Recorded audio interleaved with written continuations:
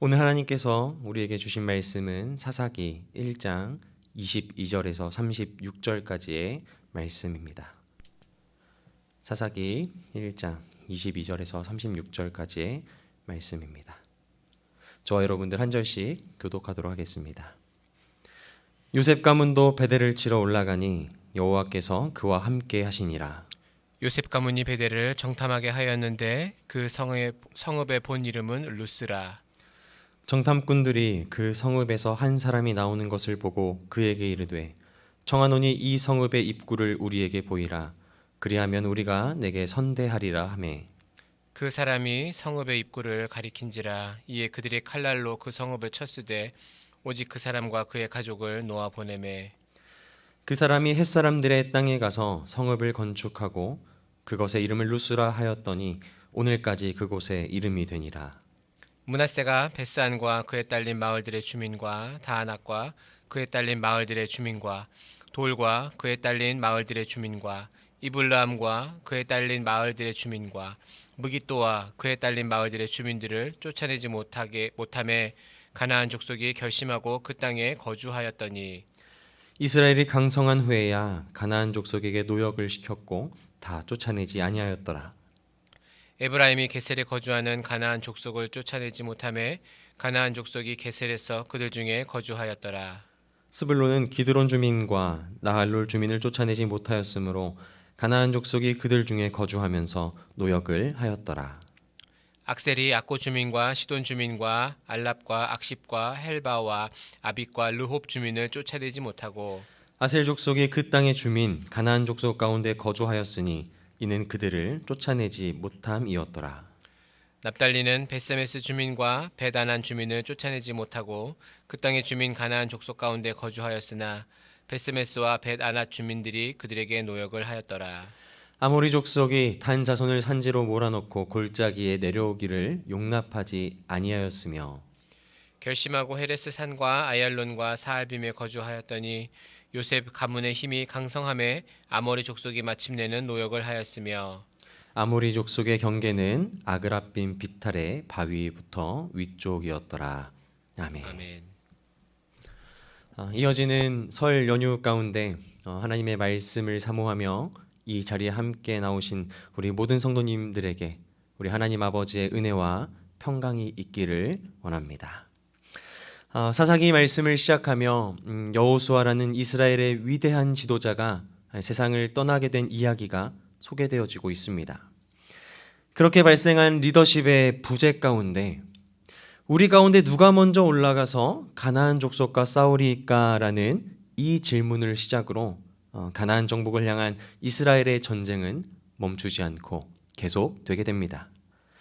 유다 족속이 선두에 섬으로써 그 전쟁의 내용이 계속 전개가 되고 있는데 오늘 함께 읽은 본문 사사기 1장 22절의 말씀은 이렇게 시작을 하고 있었습니다.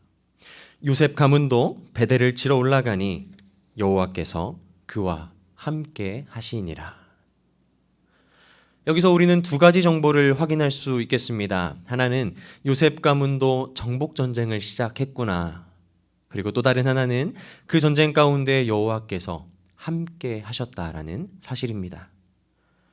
그런데 주목해서 봐야 할 것은 이제 이어지는 22절 이후의 말씀들입니다.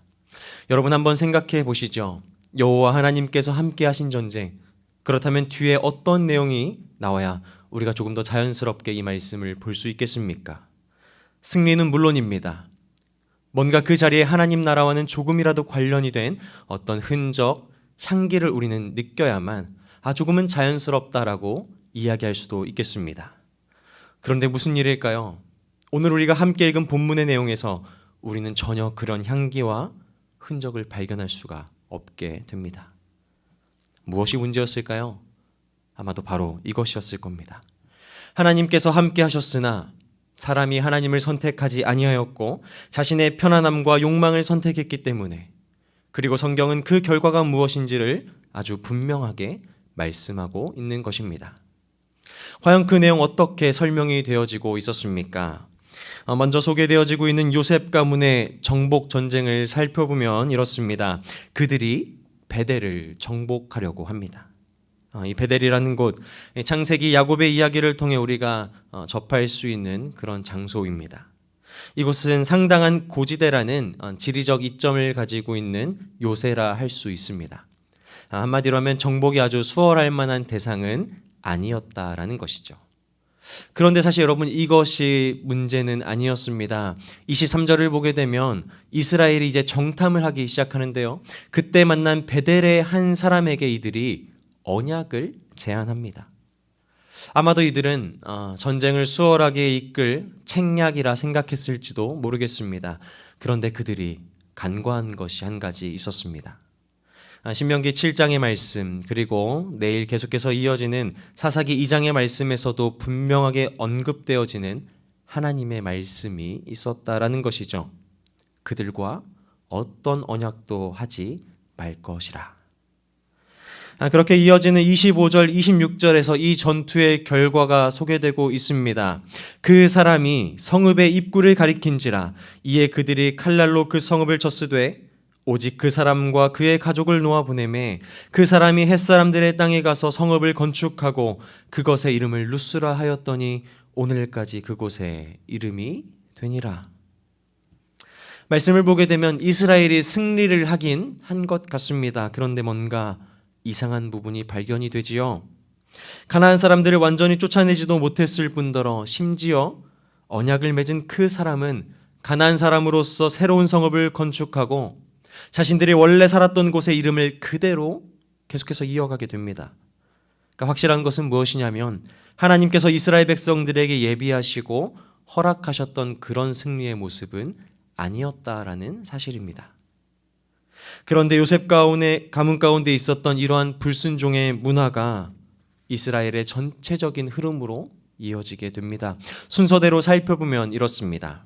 므낫세가 그 주민들을 쫓아내지 못함에 가나안 족속이 결심하고 그 땅에 거주하였다. 에브라임이 가나안 족속을 쫓아내지 못함에 그들 중에 거주하였더라. 이어서 스불론이 주민을 쫓아내지 못하였으므로 가나안 족속이 그들 중에 거주하였다. 무엇입니까?